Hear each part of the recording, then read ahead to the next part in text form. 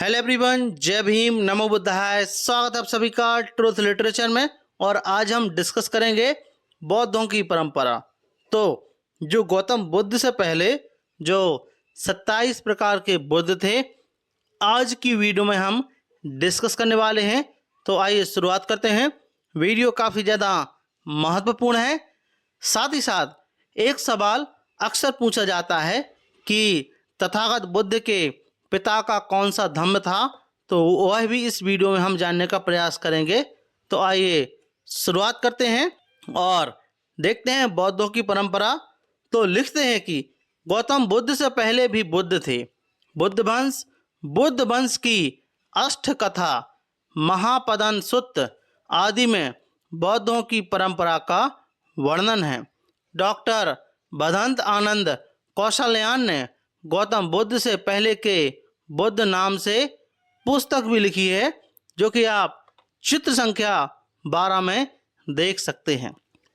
देसी और विदेशी दोनों स्रोत बताते हैं कि गौतम बुद्ध के पहले बुद्ध थे। साहित्यिक और सबसे महत्वपूर्ण पुरातात्विक स्रोत भी बताते हैं कि गौतम बुद्ध से पहले बुद्ध थे। फाहियान बताता है, श्रीलंकाई तिब्बती स्रोत बताते हैं, अशोक का निगलेवा अभिलेख बताता है, बरहुत अभिलेख बताता है, सांची का स्तूप बताता है, अजंता की गुफाएं बताती हैं, पाली साहित्य बताते हैं। ये सभी बताते हैं कि बौद्धों की परंपरा रही है।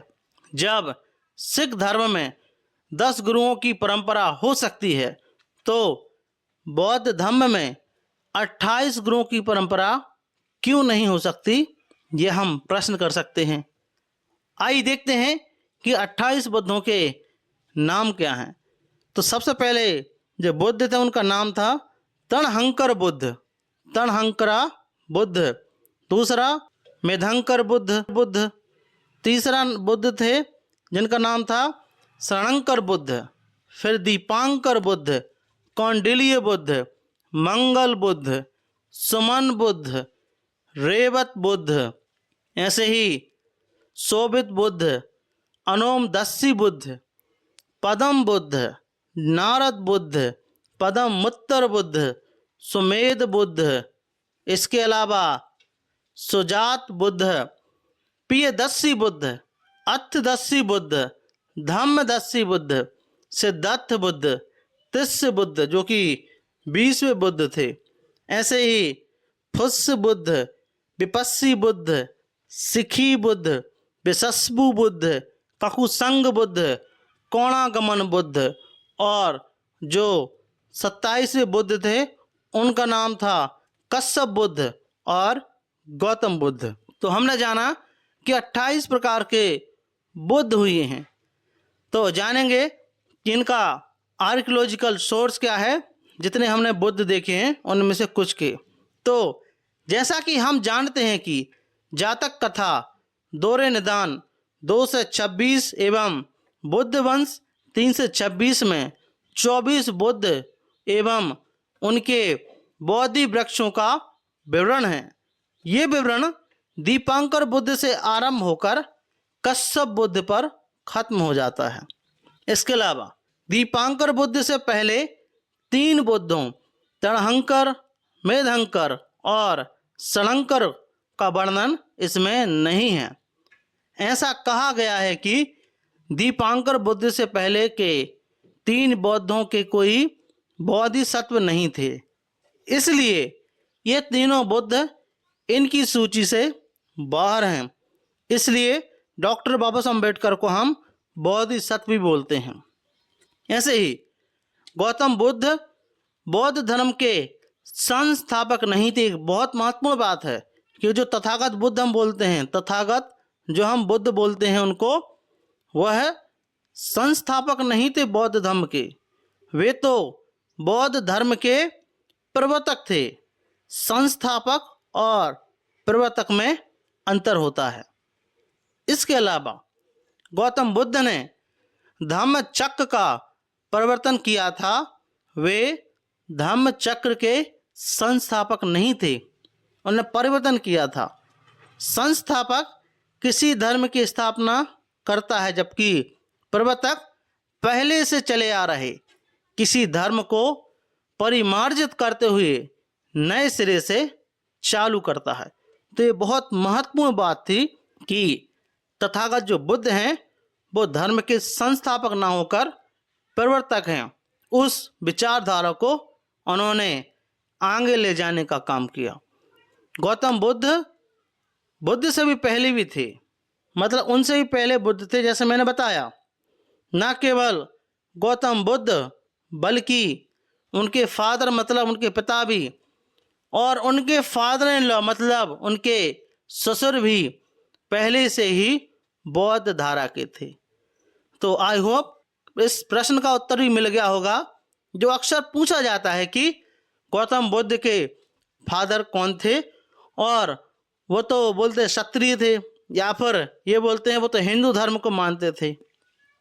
लेकिन उस समय तक हिंदू धर्म का कोई अता पता नहीं था। अगर हम बात करें सोर्स की, तो पाल वंश के बाद बौद्ध धर्म का खत्म हुआ और हिंदू धर्म की परंपरा बढ़ी। उससे पहले हिंदू धर्म या ब्राह्मण धर्म का नामो निशान नहीं था। तो उनके जो फादर थे या फादर इन लॉ थे, वो भी बौद्ध विचारधारा को मानते थे। इसलिए गौतम बुद्ध के फादर इन लॉ का नाम सुप्प बुद्ध था, और उनके जो फादर इन लॉ थे, उनके जो ससुर थे, उनका नाम सुप्प बुद्ध था। सुप्प बुद्ध नाम बौद्ध धारा है। तो क्या है? बौद्ध धारा है। इसके अलावा फाहियान जो बहुत बड़े स्कॉलर हुए हैं, फाहियान ने बताए हैं कि देवदत्त के अनुयायी शाक्य मुनि बुद्ध के प्रति श्रद्धा भाव निवेदित नहीं करते, बल्कि वे लोग पहले के 3 बुद्धों में श्रद्धा भाव निवेदित करते हैं। मतलब उनके पहले जो बुद्ध हुए हैं उनसे पहले श्रद्धा भाव निवेदित करते हैं, मतलब उनकी विचारधारा को मानते हैं। वे बुद्ध थे, उनके नाम थे ककुसंध, कोणागमन और कश्यप बुद्ध। फाहियान की यात्रा काल तक बुद्ध से पहले के बुद्ध की परंपराएं जिंदा थीं। भारत में बौद्धों की परंपरा रही है। एक शाक्यमुनि बुद्ध थे, जिनकी स्मृति में सम्राट अशोक ने रुक्मिणदेयी अभिलेख के अनुसार लुम्बिनी के भूमि कर में कटौती की थी। एक कोणागमन बुद्ध थे, जिनकी स्मृति में सम्राट अशोक ने निगलीवा अभिलेख के अनुसार निगाली सागर के स्तूप को दुरुस्त कराया था। ये आर्कियोलॉजिकल प्रमाण है। इसके अलावा एक कश्यप बुद्ध थे, जिनकी स्मृति स्थल को चीनी यात्री फाहियान ने सरास्वती के पश्चिम में देखा था। उनका नाम था कश्यप बुद्ध। एक ककुसंग बुद्ध थे, जिनकी स्मृति स्थल को चीनी यात्री फाहियान ने सरास्वती के दक्षिण पश्चिम में देखा था, जो कि आप चित्र संख्या 13 में देख सकते हैं। यदि सम्राट अशोक के अभिलेख और फाहियान का यात्रा विवरण झूठ है, तो आपका प्राचीन इतिहास सच कैसे है, यह भी सवाल है। आपने गुप्त काल का इतिहास फाहियान के उस यात्रा विवरण के आधार पर लिख दिया, जिसमें गुप्त साम्राज्य, गुप्त वंश और गुप्त वंश के किसी राजा का उल्लेख तक नहीं है। मगर आपने गौतम बुद्ध से पहले 3 बुद्ध ककुसंग, कोणागमन और कश्यप बुद्ध का इतिहास क्यों नहीं लिखा? उनका तो पुरातात्विक प्रमाण भी है, जबकि फाहियान इनके स्मृति स्थलों तक खुद गया, आंखों से देखा और ये भी बताया कि ये स्मृति स्थल कहाँ और कितनी दूरी पर हैं। यदि सम्राट अशोक के अभिलेख और फाहियान का यात्रा विवरण सच है, तो फिर कई बुद्ध हुए हैं, यह झूठ कैसे हैं जो कि इतिहासकार बोलते हैं। 28 बुद्धों में सप्त बुद्ध की स्मृति बौद्ध साहित्य में अधिक लोकप्रिय है। दीर्घ निकाय के महापदान सुत्त में सप्त बुद्ध का विस्तृत वर्णन है। सप्त बुद्ध में विपस्वी बुद्ध, सिखी बुद्ध, विशस्वु बुद्ध, ककुसंग बुद्ध, कोणागमन बुद्ध, कश्यप बुद्ध और गौतम बुद्ध शामिल हैं। सप्त बुद्ध की मंडली के 5 नाम बृहत स्तूप पर अंकित है। बृहत स्तूप कहाँ है? मध्य प्रदेश में आकर आप देख सकते हो।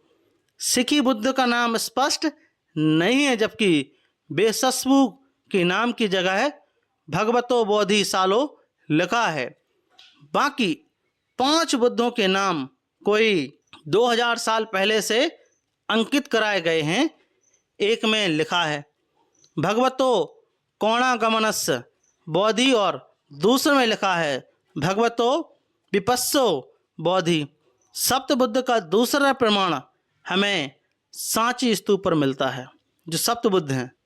इसमें 3 स्तूप एवं 2 बोधि वृक्ष माध्यम से सप्त बुद्ध को दर्शाया गया है। सप्त बुद्ध का तीसरा सबूत हमें एलोरा की गुफा संख्या 12 में मिलता है। तो आप एलोरा चले जाइए। इसमें सप्त बुद्ध को पत्थरों पर उकेरा गया है। सप्त बुद्ध के अनेक पुरातात्विक प्रमाण हैं। कैलिफोर्निया के एक म्यूजियम में पाकिस्तान एवं भारत में प्राप्त सप्त बुद्ध की अलग अलग 2 मूर्तियां रखी हुई हैं। कुल मिलाकर सप्त बुद्ध का वर्णन हमें न केवल साहित्य में बल्कि हजारों साल पहले की कलाओं में भी अंकित मिलता है। ऐसा पुरातात्विक अंकन हमें संस्कृत साहित्य में वर्णित सप्तऋषि का नहीं मिलता, जो बोलते हैं सप्तऋषि। ऐसे में माना जाना चाहिए कि संस्कृत साहित्य में सप्तऋषि की अवधारणा बौद्ध परंपरा के सप्त बुद्ध की देन है। 28 बौद्धों की परंपरा सिंधु घाटी सभ्यता से लेकर गौतम बुद्ध तक फैली हुई है। कश्यप बुद्ध, ककुछंद बुद्ध और कोणागमन बुद्ध के जन्म स्थान पर जाने का यात्रा विवरण फाहियान ने अपनी किताब के 21वें खंड में लिखा है। गौतम बुद्ध से पहले भी बुद्ध हुई हैं। यदि हुई हैं तो बौद्ध सभ्यता का पिछला छोर पीछे कहाँ तक जाएगा? अमूमन 28 बुद्ध माने जाते हैं। एक बुद्ध का कार्य यदि 50 साल भी माने तो 28 बुद्ध का 1400 साल हुए, मतलब 1400 साल हुए। अब गौतम बुद्ध के कार्य 6ठी सदी ईसा पूर्व से 1400 साल पीछे की ओर जाएंगे तो वहीं पहुंचेंगे जब भारत में सिंधु घाटी की सभ्यता मौजूद थी। सिंधु घाटी के लोग द्रविड़ थे और सिंधु घाटी की सभ्यता द्रविड़ों की बौद्ध सभ्यता थी। बौद्ध सभ्यता का विकास रातों रात नहीं हुआ। कई निर्वंशों, कई पीढ़ियों, कई गणों ने इसके विकास में अपना अपना योगदान दिया है। गौतम बुद्ध से पहले जो 27 बुद्धों के नाम मिलते हैं, भाषाई दृष्टिकोण से वे नाम काफ़ी दिलचस्प हैं। एकदम से आरंभ बुद्धों के नाम हमें द्रविड़ नामों की याद कराते हैं, शायद इसलिए कि इन बुद्धों की मौजूदगी सिंधु घाटी की द्रविड़ बौद्ध सभ्यता में रही होगी। मिसाल के तौर पर पहले का नाम तणहंकर बुद्ध है। तण द्रविड़ शब्द है जो शीलता का, तृप्ति का बोधक है। तणहंकर का तण ना तो संस्कृत में है और ना प्राकृत में है। आर्य भाषाओं में तण के अवशेष नहीं मिलते। तणहंकर द्रविड़ नाम है। तीसरे बुद्ध का नाम षडहंकर बुद्ध है। यही बौद्धों का संकरण है। संकरण द्रविड़ क्षेत्र के प्रचलित नामों में मिलते हैं, जैसे कि संकरण नायर, बी संकरण आदि। इसे भाषा विज्ञान में वर्ण व तत्व कहते हैं, जैसे वाराणसी का बनारस और लखनऊ का नखलऊ आदि। पांचवें बुद्ध का नाम कौंडव है। यह भी द्रविड़ नाम है, मगर ज्यों ज्यों हम सिंधु घाटी सभ्यता से गौतम बुद्ध की तरफ चलते हैं, त्यों त्यों बुद्धों के नाम प्राकृत भाषा का होते जाते हैं। मिसाल के तौर पर तिस्स, विपस्सी, विशस्बु, कश्यप जैसे नाम प्राकृत के हैं। 28 बुद्धों के नाम हम सिंधु घाटी सभ्यता से गौतम बुद्ध के काल तक की सभ्यता यात्रा कर सकते हैं। अब देखते हैं, आनुवंशिक विज्ञान ने राखी गढ़ी में मिले कंकालों का परीक्षण कर बता दिया कि इसमें आर्य जीन नहीं है, तो मामला शीशे की तरह साफ हो गया है कि राखी गढ़ी के निवासी आर्य नहीं थे। राखी गढ़ी द्रविड़ों की सभ्यता थी। राखी गढ़ी हरियाणा के हिसार में है। इसकी खोज 1963 में हुई। यह सिंधु घाटी सभ्यता का अभिन्न अंग है, जिसकी पुष्टि वहाँ की नगर योजना, अन्नार, सड़कें, जल निकासी व्यवस्था, सील, लिखावटें आदि से हो जाती हैं। ऐसे भी दुनिया में आर्य नस्ल की भाषाएं उत्तरी भारत और श्रीलंका से लेकर ईरान और आर्मेनिया होते पूरे यूरोप में फैली हुई हैं, मगर सिंधु घाटी सभ्यता के अवशेष सिर्फ भारतीय प्रायद्वीप में ही मिलते हैं। उनका फैलाव यूरोप तक नहीं है। आश्चर्य है कि द्रविड़ नस्ल की भाषाएं भी सिंधु घाटी सभ्यता की तरह सिर्फ भारतीय प्रायद्वीप में ही मिलती हैं। भारतीय प्रायद्वीप को छोड़कर दुनिया के किसी कोने में द्रविड़ नस्ल की भाषा के बोले जाने के सबूत नहीं मिलते हैं।